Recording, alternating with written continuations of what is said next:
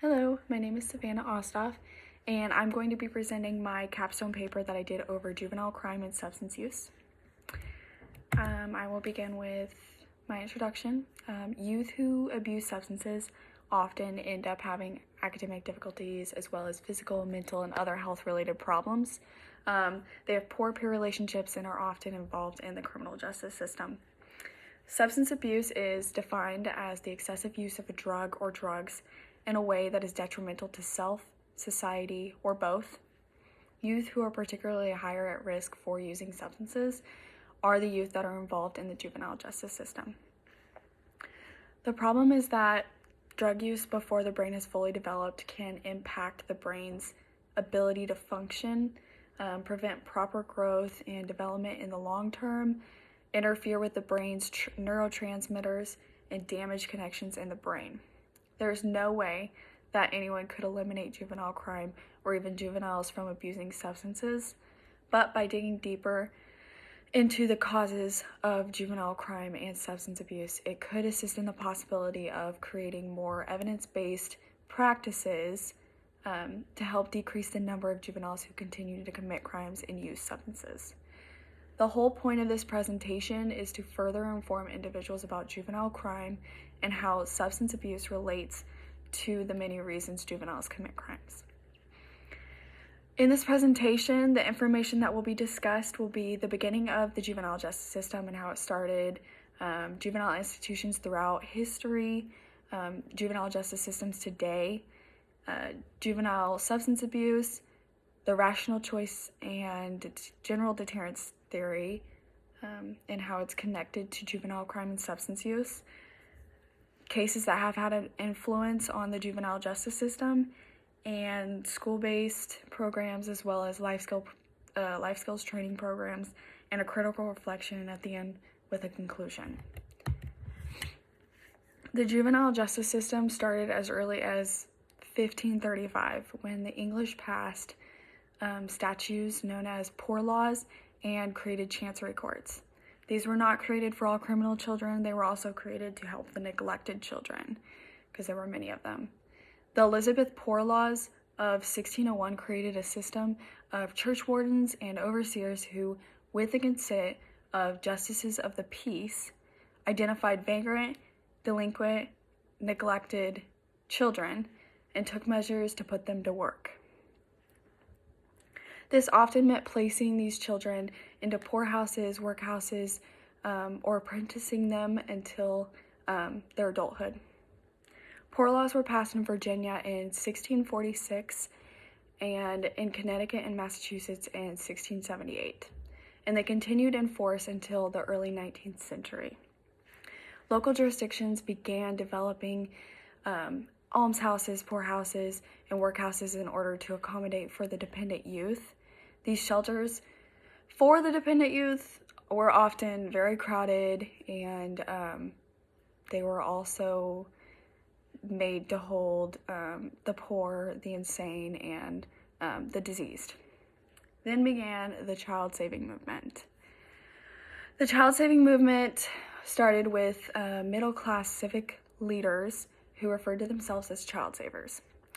The child savers developed organizations and groups in hopes of helping alleviate the burdens of the poor and immigrants by sponsoring shelter care for the youths, as well as educational, social activities, and developing settlement houses for these youth. The main focus of doing this was to gain more control over the wide range of delinquent behaviors and activities that would normally be left up to private or family matters. The next section is juvenile institutions throughout time. The first attempt at an institution to control the youth or the delinquents was Bridewell in London in 1555. In 1576, the English Parliament passed a law establishing a similar institution in every English county. This next institution was the Amsterdam House of Refugee, or House of Corrections, which was created in 1595 and was the most celebrated institution. This institution combined the principles of the poorhouses, the workhouses, the almshouses, the penal institution, and within these institutions, the youth were forced to work within it, which led them to develop habits of industriousness. And when they were released, they were usually released to the labor force. Okay, within these, the boys would work with hardwoods that were used in like dyeing industries. The females worked with textile manufacturing. The first institution that was in the United States was created to gain more control over the acts of delinquent children, and this was the New York House of Refugee, which was founded in 1825. Following the House of Refugee in New York City, in 1828, the Boston House of Refugee and the Philadelphia House of Refugee was created. Segregation during this time was very big because it was also during the period of slavery and, So they would either exclude Black youth or they would segregate them, like put them in different facilities. In 1849, the city of Philadelphia opened the House of Refugee for colored juvenile delinquents. Racially segregated refugees were maintained in New York City and Boston only through the limited funds that were donated by anti-slavery societies. From 1880 to 1920 was the time for major social structural change in the United States, and this was referred to as the Progressive Era. This was the beginning towards professionalizing the police, extensively using parole, increasing mental and IQ testing, more scientific studies on crime and juvenile court. The first comprehensive court for juveniles was in Illinois in 1899. After the Illinois Juvenile Court Act was passed, the act set up the juvenile court to handle criminal law violators by children under the age of 16 and to care for neglected, dependent, and wayward youth. Within 10 years of the Illinois law being passed, 10 states had established children's courts, and by 1912, 22 states had juvenile court laws. Up until 1925, when all but 2 states had juvenile court laws. From the 1970s to the 1980s, crime dramatically increased, and laws were passed to make it easier for juveniles to be sentenced as adults, which, in result of this, the adult prisons rose by 48% because they were sending them all to adult courts. From 1980 to 2000, juvenile crime rates continued rising on top of the failure to rehabilitate and control delinquency, which shifted to crime control and a punishment philosophy that was similar to the adult criminal justice system. The next section is juvenile justice system today.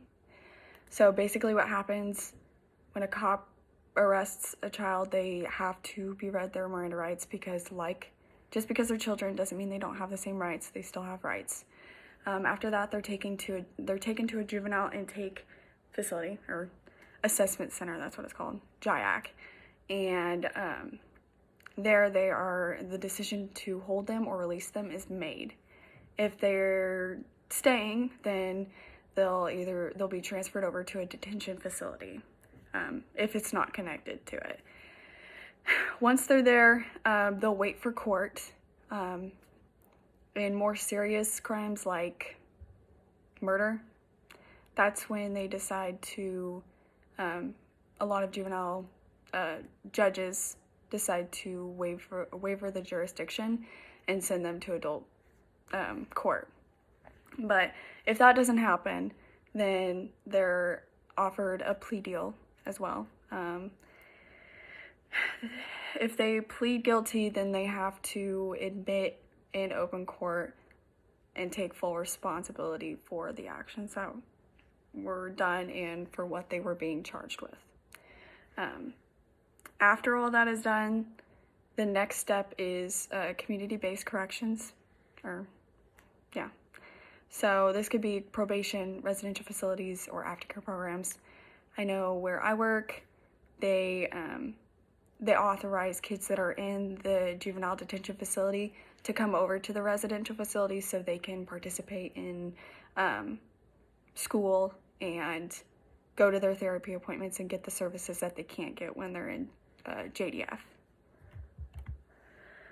Okay, the last section of the literature review is juvenile substance use. From Colonial Times through the Civil War, abstentionist outcries against alcohol and tobacco sporadically provoked prohibitory legislation. The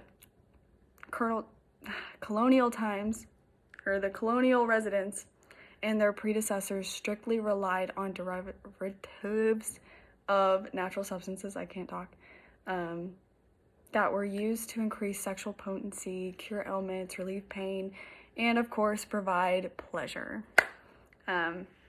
Before the late 1800s, tobacco users and alcohol users it was all accepted. It was everywhere. They were proud of it. And I mean, it was served at like home gatherings and social gatherings. The beginning of the 1900s is when the federal government began creating many laws against many different drugs, such as tobacco, alcohol, opium, marijuana, and Prohibition, this is the Prohibition time period, occurred from 1920 to 1933, prohibiting the manufacture, sale, and consumption of alcohol, and in some states, even tobacco. In 1921, 14 states had successfully prohibited cigarettes, but this was completely repealed in 1927, except they added an age restriction in some states. Some it was 16, some it was 21. During the Prohibition period, marijuana had become very popular, even amongst children. The drug that is most commonly used by teenagers today is marijuana. Other drugs used by juveniles are cocaine, heroin, anesthetic drugs, inhalants, sedatives, tranquilizers, just about everything you can think of that they can get their hands on, they'll try it. In a number of studies, the relationship between alcohol and drug abuse and delinquency has been substantiated. The most recent report found that among juvenile detainees, almost 60% of juvenile males and 30% of juvenile females tested positive for marijuana, the most commonly used drug, and its prevalence was 10 and 6 times higher than cocaine use for males and females. The next section is the criminological theory. So the rational choice theory used to be known as the classical theory. Towards the end of the 20th century, there was a dramatic change in the way policymakers talked about crime. They had advanced an interpretation of crime and began viewing crime as a choice. This was the beginning of the crime as choice theory. So it went from classical theory to crime as choice theory to rational choice theory.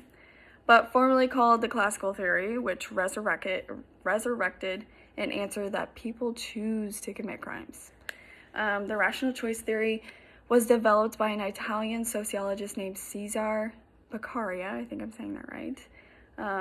The rational choice theory is defined as the view that crime is a function of a decision-making process in which the potential offender weighs the potential costs and benefits of an illegal act, which goes right into general deterrence theory, which is defined as crime rates that influence and control by the threat of criminal punishment. If people fear being apprehended and punished, they will not risk breaking the law. Delinquents choose to commit crimes because they find violating the law attractive, not because they're a product of a poverty-stricken environment, broken home, or troubled family. There are other factors that come into play when kids choose to commit crimes, such as the need for quick money. They believe that committing a crime could solve some of their personal problems, and they see it as a way to build respect amongst other kids on the street, or because they love the excitement or thrill it brings them. Youth may choose to use drugs because they want to get high, relax, improve their creativity, escape reality, or increase their sexual responsiveness. There has been research conducted over the youth who believe that getting high will increase their sexual performance and facilitate their social behavior, and they care little about the negative consequences of these actions. The next section is case review. So I chose 3 different cases. Kent versus United States is the first one. In 1961, a 16-year-old boy was charged with rape, robbery, and with 6 counts of housebreaking and robbery. The boy was sentenced to 30 to 90 years in prison. The juvenile court judge had almost immediately considered waiving his case to the adult system. Kent's lawyer argued that waiving the jurisdiction was invalid without giving Kent his due process rights, such as a hearing, effective assistance of counsel, and a statement of reasons for that decision. The constitutional challenge was against the parens patriae, which is when the government acts as the guardian for the minors. The result of this case is basically that the juvenile court does not have unlimited parens patriae powers. In Regal is the next case. It's about a 15-year-old boy who had been sent to a juvenile detention without his parents being notified. A decision of 8-1 was made out of the fact that juveniles had to be accorded the same rights as adults, such as the rights of notice, rights to legal counsel, to confront and cross-examine witnesses, and the privilege against self-incrimination that were accorded to adults under the Due Process Clause in the 14th Amendment. On March 31st, 1970, when the case was sent to Supreme Court, the sentence was overturned by a 6-3 vote, writing for the court. Justice William J. Brennan Jr. declared that the reasonable doubt standard is among the essentials of due process and fair treatment. On March 1st, the last one is Roper versus Simmons. A decision was made over the case of a 17-year-old boy who murdered a 46-year-old woman. He was sentenced to death penalty, but they later changed that to life in prison after he claimed he didn't have effective counsel. The result of this case was that sentencing juveniles eventually became more lenient.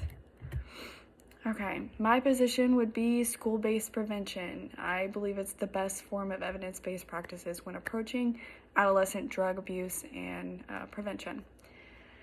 They use three approaches when going about preventing substance use amongst adolescents. The first one being social resistance skills by teaching students specific skills for effectively resisting both peer and media pressures to smoke, drink, or use drugs. Second is normative education by educating youth about the rates in which drugs and alcohol are actually used, which can reduce the perceptions about the social acceptability of drugs. Third, competence enhancement, which teaches adolescents to a combination of life skills such as problem solving, decision making, increasing self-control and self-esteem, coping skills, relaxation techniques, social skills, and assertive skills. The next one, the alternative position, would be the life skills training program. It seeks to influence major social and psychological factors that promote substance use. There are 3 major components within the life skills training program that address critical domains that have been found to promote substance use. The first major component focuses on drug resistance skills, which enable adolescents to recognize and challenge the common misconceptions about substance use. The second major component focuses on personal self-management skills, and that helps students examine their self-image and its effects on behavior, as well as helps them set goals and keep track of their personal progress by being aware of the decisions that they decide to make that day, or every day. This component also helps adolescents analyze problem situations and consider the consequences of any alternative solutions they come up with before making the decisions. This especially would be very helpful for the kids that even I watch, because a lot of them have anger issues and they don't take a step back and think about things. If something makes them mad, they snap just like that. So and that goes right along with the juvenile delinquents and why they commit crimes, abuse substances. The third major component focuses on general social skills by giving students the necessary skills they need to overcome shyness, communicate effectively, avoid any misunderstandings when communicating, verbal and nonverbal assessment, assertiveness skills when making or refusing requests, and also helping them recognize that they have other choices besides aggression or passivity when they face tough situations. Now for my critical reflection. Back before the juvenile justice system ever began, any problems with children, they were left up to the parents to deal with. And it was viewed as a family matter. Police officers now, mental health workers, teachers, social workers, mentors have since been forced to take on the responsibility of caring for the children that are in households with poor parenting and tend to have zero control over their children due to the inability to take care of and discipline these children. Once kids become the responsibility of police officers, they eventually pass off to correction officers, social workers, mental health workers. But correction officers are affected because they are forced to care for the delinquents when they come into our facilities and have to deal with a wide range of behaviors from these kids. Correction officers are affected since on top of these wide range of behaviors, they also have to work as parents, mentors, teachers, counselors for every single kid that comes in.